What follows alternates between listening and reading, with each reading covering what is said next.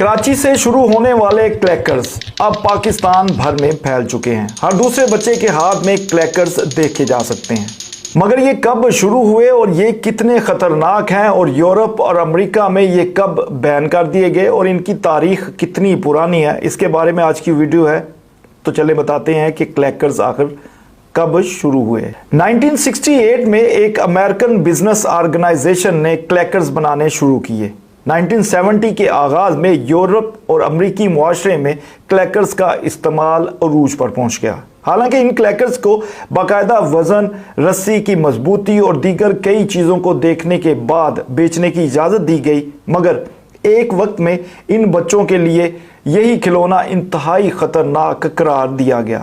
ان چھوٹے چھوٹے رسی سے بندھے گئے بالز کو بلیک آئیز، نوز بلیڈز، ناکرز، کلک کلیکس، بینگرز اور یہاں تک کہ ان کلیکرز کا نام جو ہے بروکن بونز تک بھی کہا جانے لگا، کیونکہ ان کلیکرز کی وجہ سے بچوں کو چوٹیں آ رہی تھی۔ ان کے ناک کی ہڈی یہاں تک کہ ان کے بازو کی ہڈی تک بھی ٹوٹنے کے کئی واقعات رونما ہو چکے تھے۔ حالانکہ امریکن سٹینڈرڈ کے مطابق 17 سے زائد اقسام کے کلیکرز کے وزن اور مضبوطی کو ٹیسٹ کیا گیا، اور ان میں سے ایک آدھ کمپنی ہی اس سٹینڈرڈ پر پورا اتر سکی، مگر پھر بھی اس ایک آدھ کمپنی کی وجہ سے بھی بچوں کو خاصی چوٹیں بھی آ رہی تھی۔ سب سے زیادہ خطرناک بات یہ تھی کہ بچے ان کو دیگر بچوں کے ساتھ لڑائی میں استعمال کرنے لگے تھے، جس کی وجہ سے تقریباً بچوں کے ہاتھ میں ایک خوفناک قسم کا ہتھیار آ گیا تھا، کیونکہ اس کی سب سے بڑی وجہ یہ تھی کہ شروع کے جو کلیکرز تھے وہ شیشے یا گلاس کے بنائے جاتے تھے، مضبوط گلاس کے، لیکن وہ کسی حد تک ٹوٹ بھی جاتا تھا اور انتہائی ڈینجرس بھی ہوتا تھا۔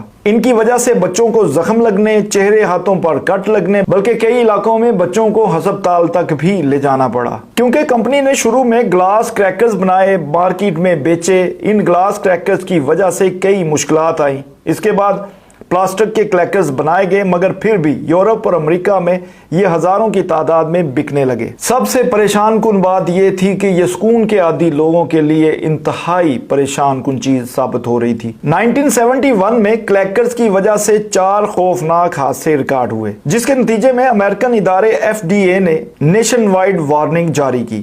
اس کے بعد کلیکرز کا استعمال روکنے کے لیے ٹیچرز، والدین، پولیس اہلکار، یہاں تک کہ خفیہ اہلکار بھی گلیوں میں ان کی آواز سنتے اور مطلوبہ بچے یا بڑے تک پہنچنے لگے، اور اس کے بعد ان کلیکرز کو امریکہ سمیت مختلف یورپی ممالک میں مکمل طور پر بین کر دیا گیا۔ 80 کی دہائی تک کلیکرز یورپ اور امریکہ میں کہیں دکھائی نہیں دیے، مگر اب تقریباً 40 سال بعد یہی وبا کراچی سے شروع ہوئی ہے، جو لاہور سے ہوتی ہوئی پشاور اور پورے پاکستان میں پھیل چکی ہے۔